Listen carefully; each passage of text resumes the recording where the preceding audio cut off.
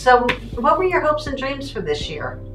My hopes and dreams were for my students to become proficient and confident readers. And I wanted them to experience that joy and that pride that they have in themselves when they've accomplished something, when they've gotten better at something. Academically speaking, I wanted them all to be able to read a third grade passage independently with success and be able to talk about it with their partners, be able to analyze that passage and also answer those questions, that are necessary to prove that they do comprehend. Well, this year I learned in this setting that when you differentiate, you can truly see the appreciation kids develop for reading and then the growth over time towards proficiency. And like you said, building that self-confidence to just approach any task or any text and to just go and try to do the best they can, and then continue to build until they become proficient. I had a group of children in December that were proficient, and rather than drop them and get some more children to work with, I took that group and I went further with them. We really delved into the critical thinking, the comprehension. We used the leveled literacy box, what's it called? We used the leveled literacy program, and the stories were so interesting that we did projects associated with each one. We read the story, we reread the story, we critically thought, we critically questioned, we learned how to write and answer questions. But the best part was, instead of testing, at the end we did projects. So the one story, Horse Hero, that the kids read and reread and just got to know the characters so well. They wrote a 3-page paper about it, and then they actually made a diorama. And on the diorama was so detailed that on the very top they had a timer to explain that he had to rush. They made a black cloud. They had a hat covering the man lying in the river so he didn't get burned. The details that they showed in the diorama was amazing. Do you have a success story that you might want to share? Yeah, actually I have a few. Okay, go. So we have Larry in first grade, who at the beginning of the school year was reading 33 words per minute, who's now reading 79 words per minute. So our end of the year goal is 69, so he's exceeded that. And then we also have Josh in first grade, who wasn't interested in reading at all, and he's gone from 20-something words per minute up to 40-something, and he's got like a renewed interest in reading that he didn't have before.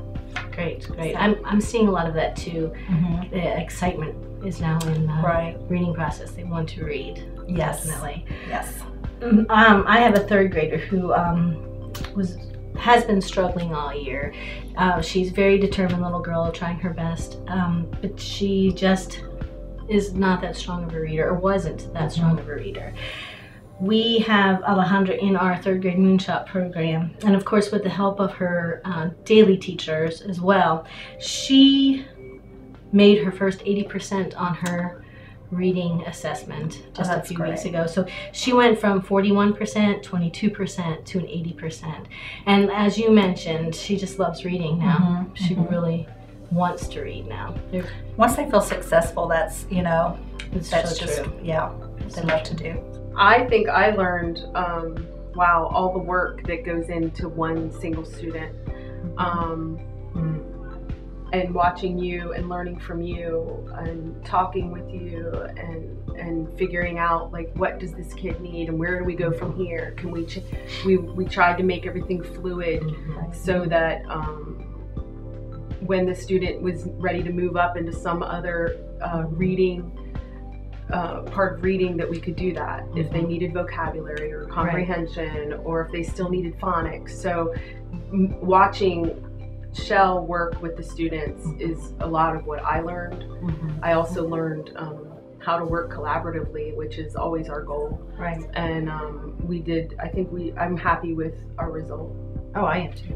And I think we just had a great support team, from our principal all the way, to an assistant principal and all the way down. And it just made everything so much easier when we all work together. And it works when you're a team. And I think when we went through, you know, at first we didn't know which screeners to use, and I think you could speak to that as far as knowing what screener to use to diagnose each student. And that's what I was afraid of at first. I wanted to make sure I had the student in the right intervention or the right section that they needed the most. And so I ended up doing like 5 or 6 assessments. And next year I think I'm going to cut it back a little because some of them I found out did the same in less time, and I was still coming out with the same results and stuff. I was like you. I knew the kids needed support, and I wanted to help all of them. I wanted to make sure that everybody got some help that they had not been getting, and I did a lot of assessments too.